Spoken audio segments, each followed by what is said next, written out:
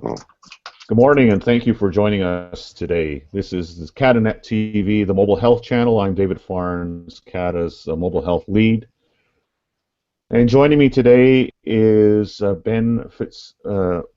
Fitzgerman, who is with Fitzgerman, yes, WarrioRecovery, WarrioRecovery Network.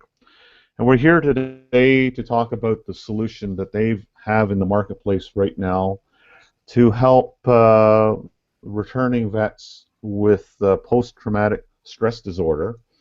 This is a mobile application riding on a secure network that is quite innovative, and I'm excited to learn more about it today. So Ben, thanks for joining today. Happy to be here. So why don't we get into it right away? I kind of hit it a little bit in the introduction, but what is the problem you're trying to solve with your solution? Well, right now, I mean, we've all seen it in the news, CBC, and south of the border issues with the VA, returning vets, and returning vets from the conflict in Afghanistan and south of the border, Iraq, and all that. There's a shortcoming in ability to be able to provide service and counseling support to those that have PTSD. So what we've done is we've created actually it's more of a platform accessed via an application, but we've created a cloud-based collaborative platform that will allow soldiers, or it could be expanded to first responders even, but generally patients that are affected by PTSD, their families and their caregivers, to be able to all kind of get on this platform, connect, and be able to fill the gaps in peer, accessing peer support, clinical support, and getting help in a timely and efficient manner. Right now, yeah. Sorry. So that's great, Ben. I mean, so you corrected me, and I sometimes do this. I talk about everything as being a mobile application. Obviously, this is riding on a secure platform, which is very important for the patients participating. So tell us a little bit maybe how it works. So patients, I mean, the great thing about being able to access it from a mobile phone is your patients can get support wherever they are. Wherever they are, But who else is participating on the platform? well, I mean, this is also where we get one of our challenges. Participating in the platform are the patients, their support network, so that could be their family, friends, whoever's vetted and invited to join into the platform, and as I see it, very importantly, their healthcare providers, primarily therapists or psychologists or psychiatrists, kind of managing and monitoring. The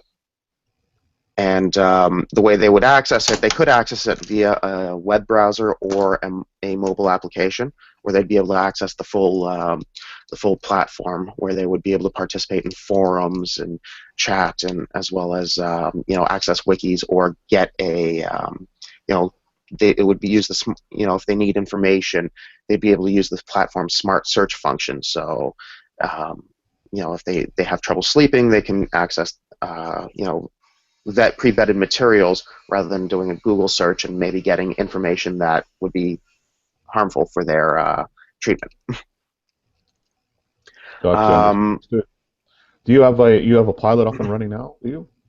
We're right now in a pre-pilot phase, where because this is one of the challenges, the medical community is not the fastest in implementing or adopting new technology. So we're right now in the talks with some group. We've got a group of psychiatrists that we're about to present to, and they're very interested that we're going to, implement a pilot with them and some of their patients.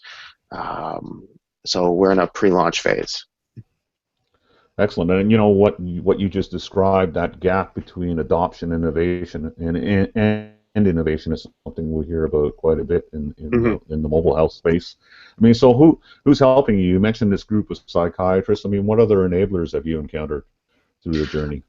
Well, we're getting a lot of help with from IBM, because we're part of IBM's Global Entrepreneur Program. So they've been providing us a lot of a lot of software support, as well as connecting us with a lot of people who are involved in this space as well, in this journey. So we just had a conversation very recently with some people, a lady down in the States whose son suffers from PTSD because he got blown up. I think he got blown up twice in Afghanistan and had to have his trachea rebuilt. So it was quite a interesting story. But because of that, she's connected with a lot of senators, and she was saying about getting us into Harley Davidson because they're a very patriotic network there. Because one of the issues is not only is the medical community slow to adopt, but the military, they're slow to accept anything from groups they don't have a previous relationship with. So there's also building a trust,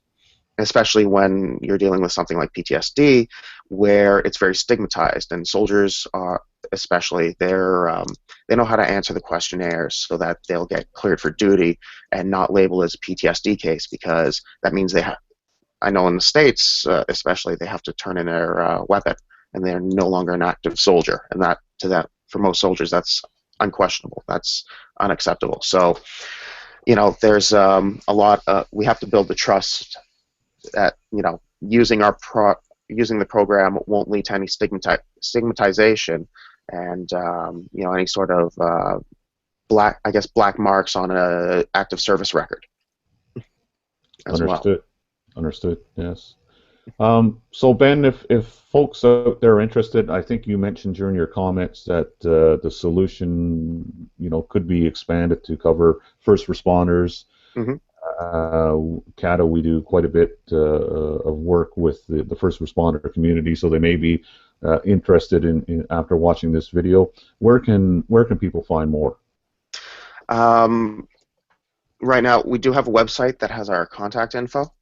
Right now there's work being done on the website. We incorporated early this year. I mean, the idea has been one that's been fermenting for some time, but we incorporated in January, so all the formal all the formal information stuff, I guess packets, aren't entirely written up yet. IBM's going to be actually helping us with some of that collateral, but they can go to our website at www.WarrioRecovery.org.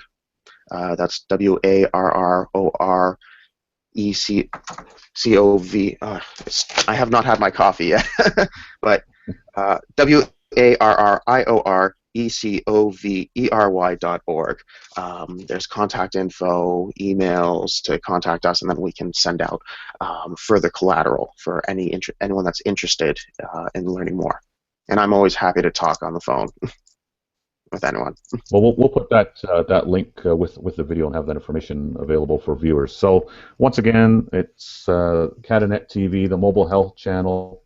We've been discussing WarrioRecovery, a solution that helps patients suffering from post-traumatic stress disorder, with Ben Fitzerman of WarrioRecovery. So I'm David Farnes for CATAnet TV, signing off. Thank you for joining us. Bye. Thank you very much.